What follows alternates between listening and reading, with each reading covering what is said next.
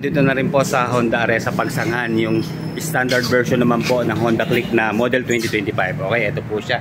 Kulay black pa lang po ang available dito. Pero may apat na kulay po ang available dito sa model 2025 ng Honda Click 125 version 3. Nga pala mga ka-riders, ito po yung model 2024 ng Honda Click 125. Siguro sa masusunod na araw gagawa natin sila ng comparison. Pero alam nyo, almost the same lang eh. Maganda siguro magawa natin ng comparison sa version 1, version 2, saka version 3, di ba? Kaya lang phase out na po ang version 1 saka version 2 eh. Pero may mga nakikita pa rin po ako. Pero tatry natin magagawa natin para mai-compare yung apat. Ganun pa rin po, apat na kulay ang available sa standard variant. Meron po siyang Pearl Arctic White, Pearl Sylvester Gray, Stellar Blue Metallic, at ito nga pong Obsidian Black Metallic. Wala lang po yung tatlong kulay, no? Pero pag yun po ang gusto nyong kulay ay mag-inquire lang po sa loob. Para po sa mga apurado, sa mga nagmamadali, ito po ang kanyang presyo. Ngayon pong May 1, 2025, ang presyo po ng Honda Click version 3125 na standard version ay nasa 84,350. Meron po siyang minimum down payment na 6,700. Sa isang taon po, 9,015. Sa dalawang taon, 5,340. At sa tatlong taon naman po ay 4,210. Sa mga nagtatanong po bakit medyo mataas po ang price dito sa Honda Areza Pagsangan. Yan, dahil yan po dito sa kanilang mga benefits na makukuha. Kita nyo naman, meron siyang free 50,000 pesos na freebies at benefits. Ayan, 40,000 worth of motorcycle road accident service and repair assistance for 1 year. At magkakaroon po tayo ng kaibigan card. Kaya kita nyo naman ang benepisyo ng Honda Areza Pagsangan, diba? Sulit na sulit. Balik na po tayo dito sa standard variant ng Honda Click 125. Ngayong 2025 po, napansin ko sa kanyang body, sa kanyang looks, naging combine po ng matte black at gloss black yung kanyang pairings. Na bumagay naman, diba? Then nagkaroon po nagpapabago sa kanyang decals. Kaya kita nyo naman tong batingkad na kulay red, kitang kita siya. Tapos dito po sa side profile, ayan, nandun pa rin naman po yung kanyang brand na Honda. And then dito meron siyang initial na CL, diba? Stands for Click yan, na kulay gray pero nagiging reflectorized po yan pag nasinaga na liwanag. And then dito po sa side profile, ayan, nabuo na siya, may shadow siya na malaki, na Click din. Then magkabila pong lining na red, up and down. And then yung kanya pong specs na liquid cool, yan naka-display na dito sa side profile. Kita nyo, hanggang dito po sa side, gloss black at matte black, ibang ganda. Wala nang ibang kulay na nihalo kasi magiging fancy nga naman tignan. Bali, red, black, and white lang. And then same engine specs pa rin naman siya. Nagkaroon lang po talaga ng konting pagbabago sa kanyang looks. Sa kanyang pong headlight dito sa lighting system, ganun pa rin naman siya. All LED po.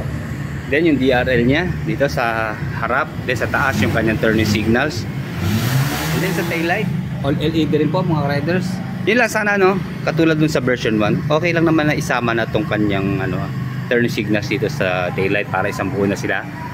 Yun nga lang, ang disadvantage po nun, pag na-damage ng ating taillight, damage na lahat. So, eto ho, yun siguro purpose niya, kaya nakabukod itong kanyang turning signals. Ganun pa rin naman po, non-flexible yung kanyang turning signals, lagyan na lang natin ng metal na protection. Then syempre, meron pa rin siyang LED na ilaw dito po sa ating plate number, saka reflector dito po sa rear. Then medyo sexy yung kanyang rear fender, mahaba siya. And then dito sa ilalim ay maiksi pa rin po yung kanyang tire hugger. Okay, dito po yung refill ng ating coolant. Ayan, mamomonitor natin siya, butas dito para makita natin yung level ng ating coolant. And then wala naman pong nabago sa kanyang muffler, ganun pa rin po. Plastic lang yung kanyang heat guard, magkapila hanggang dito sa tip. Pero naka stainless naman po yung kanyang mga Allen bolt.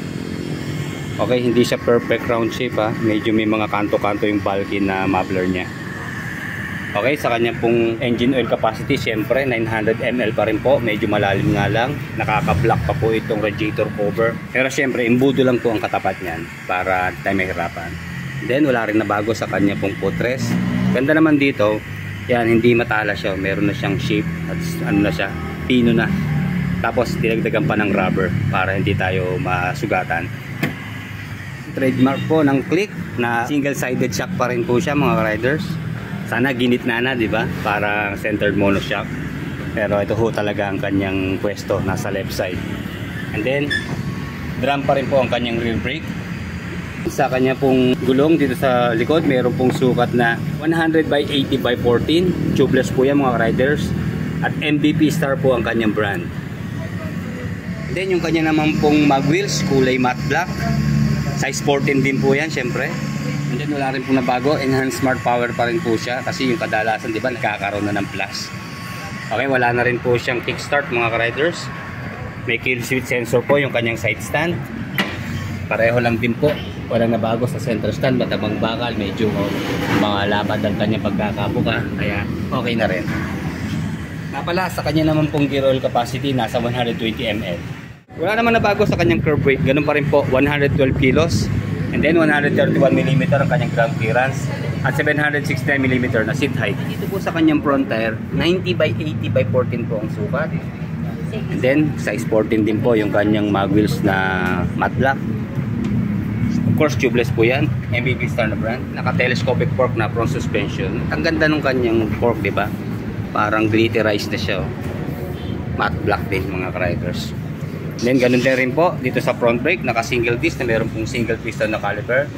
At ang maganda ho rito, syempre, hindi mawawala yung kanilang trademark na combi braking system or CBS. Tutulong po yung dalawang preno magkabila para sa safeness natin. Walang nabago sa kanyang instrument panel, ganun pa rin po. Siyempre, fully digital siya, maliit lang ang size, rectangular.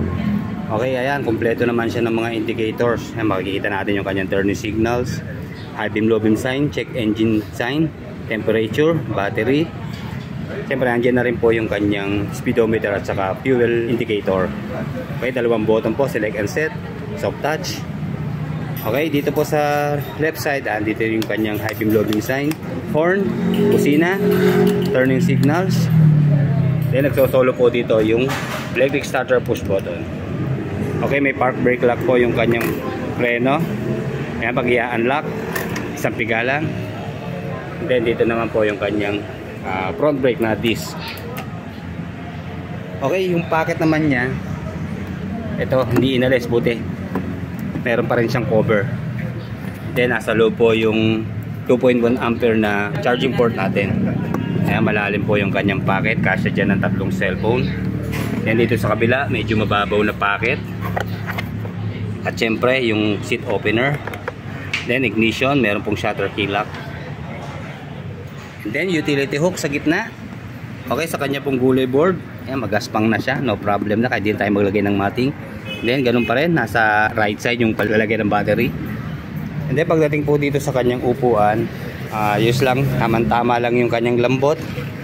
Hindi siya masyadong matambo, maganda yung tabas niya. And then yung shape medyo malapad, magaspang naman yung kanyang seat cover. Anyway, ang bilis magpalit ng upuan kung hindi natin nagugustuhan yung kanilang stock. Mas maganda kung camelback type na may papalit natin, di ba? Grab bar, kulay matte black. Hindi na natin bubuksan at same din naman ang under seat storage. Kasya po dito ang isang full face helmet, pero yung standard size lang po. Yung mga malalaking size po hindi po pwede. Then 5.5 liters pa rin po ang kanyang fuel tank capacity. Sa fuel consumption po, ayon po sa WMTC method, syempre sincere po ang Honda pagdating sa fuel consumption. Nasa mahigit 50 km per 1 liter. And then sa top speed po niya, 100 to 110 km per hour. Maximum power of 11 horsepower at 8,500 RPM and 10.8 Nm of torque at 5,000 RPM. 4-stroke, single cylinder, 2-valve, single overhead cam, liquid cooled, program fuel injected, 125cc displacement, Euro 4 compliant, and then enhanced smart power po ang kanyang engine. Pagdating po sa kanyang side stand, perfect na. Wala na tayong i-adjust. Kita nyo naman, no? Kasi di ba yung iba, gumagawa pa ng mga paraan, tatapas dito sa kanyang stopper. Medyo binabawasan pa para mag-forward yung side stand para mas tumagilid pa siya. Pero dito po sa Click 125 na model 2025 version, okay na siya. Saka mababa na siya, tignan, no? Hindi na tayo mahihirapan sa mga average height na Pinoy riders.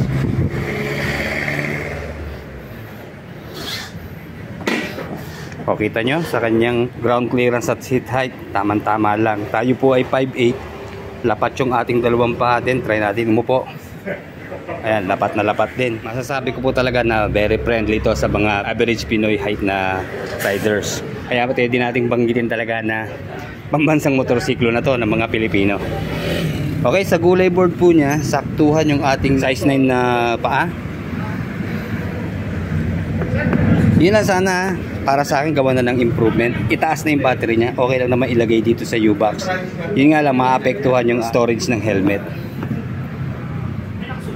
And then sa turning radius, basta wag po tayong kabuka. Lumibel lang po tayo dito sa kanyang body. Hindi tayo aabutin ng kanyang manibela. Anyway, tamang-tama lang yung size ng kanyang manibela, yung haba, saka yung distance sa ating hita. Kahit maiksi lang ang braso natin, no problem kasi talagang design siya sa sukat ng Pilipino talaga. Then dito sa kabila, sa turning radius, okay lang, eksakto. Kahit lagyan pa siya ng malaking bar end, okay lang. And then malaking tulong para sa akin yung maliit lang tong screen. Yung importanteng details lang ang kailangan natin makita. Kasi alam niyo, kapag medyo malapad na parang tablet, makakaagaw po yan sa focus natin sa pagdadrive eh. Siyempre, pag maganda ang screen, para ka nga namang may television dito, panay ang sulyap natin dyan. Isa pa, yung mga naglalagay po ng mga malalaking visor, advice ko lang makakasagabal po yon sa pagtakbo natin ng maayos. Kasi siyempre, yung aerodynamics design nitong kanyang body, pa-slant po yan eh. So siguro pwede naman medyo pa-slant natin gawin yung ating ilalagay na windshield. Kasi kapag po yan ay nakadiretso, sa experience po natin, bumabagal po talaga ang takbo natin kasi lumalaban tayo sa hangin eh. And then check natin yung kanyang drum brake ha. Ayun lang, sana gawin ng disc brake, pero tingin ko siguro yun na magiging version 4 or version 5. Kung hindi naka dual shock na siya sa rear, naka-disc na rin yung kanyang preno sa rear. Okay lang din naman ang preno dito po sa drum. Kaya lang medyo malalim siya, kita nyo. Sa akin mo kasi sanay ako, half press lang gusto ko. Meron na siyang braking power. So ito, full press siya nangyayari bago siya kumagat. Siguro pwede i-adjust natin, babatakin natin ng konti yung spring dun sa drum brake para maging effective siya. Dito naman po sa front brake, syempre disc po ito. Responsive po yan. Ang maganda pa rin dito, soft lang, hindi ka basta iigtad o yung tutukod. And then yung kanya naman pong shock, parang mas malambot po ang shock nito kaysa dun sa special edition ha. Ewan ko lang, baka naman mali lang tayo ng bouncing. Check nyo po. Very responsive din naman siya.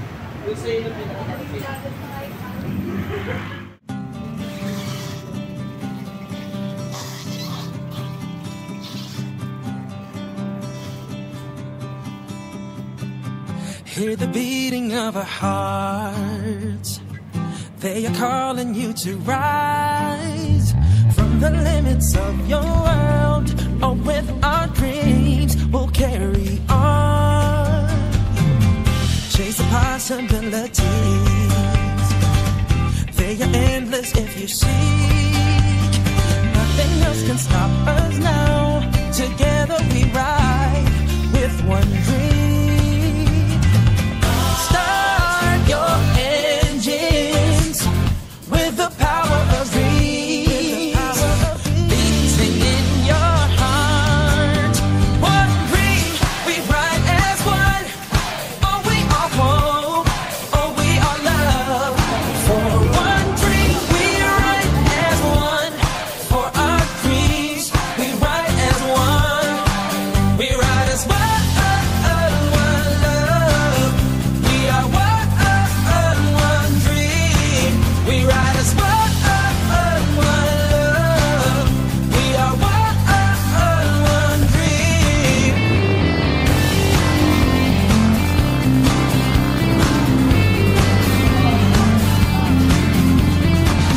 Life can open many roads. Choose a path that your heart knows. But no matter. Kaya kung ang hanap niyo po ay budget-friendly na motorsiklo, nasulit sa looks at saka sa specs, panalo na po tayo dito sa Honda Click 125 na model 2025 version. Kaya sa mga interesado po, pasyalan nyo lang po dito sa Honda Areza Pagsangan. Available na po dito ang standard variant at saka ang special edition variant. Or kung gusto nyo po mag-apply through online, message lang po kayo sa kanilang Facebook account na Honda Areza Pagsangan. Okay, like, comment, and subscribe sa ating channel. Salamat po.